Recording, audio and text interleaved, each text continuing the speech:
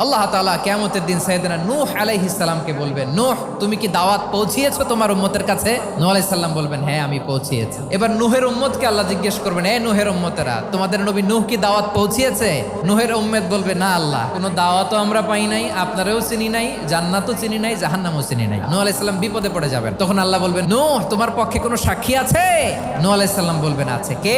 উম্মতে মুহাম্মাদি। তখন আমরা বলবো, আল্লাহ, আল্লাহর নবী নূহ আলাইহিস সালাম তিনি আপনি যা যা বলেছেন ঠিক তা তার উম্মতের কাছে পৌঁছে দিয়েছে। এবার নূহের উম্মতের সাথে আমাদের ঝগড়া লাগবে। তারা বলবে, তোমরা আসছো আমাদের হাজার হাজার বছর পরে, তোমরা কি করে জানলা? তোমাদের সাক্ষী ধর্তব্য হবে না? আমরা তখন বলবো, আমাদের কোরআনে তোমাদের নবীর নামে আল্লাহ তাআলা একটা সূরা নাজিল করেছেন, সূরাতে নূহ। দিন রাত এক করে তোমাদের কাছে তিনি দাওয়াত পৌঁছেছেন, সব আমরা জানি। আমরা যখন বলবো এই কথা, নূহের উম্মত চুপসে যাবে। তখন আমরা সত্য বলেছি কিনা এটা আল্লাহ তাআলা জানতে চাইবে বিশ্বনবীর কাছে। তখন বিশ্বনবী আমাদের পক্ষে সাক্ষী দিবেন। আওয়াজ করে বলেন আল্লাহু আকবার।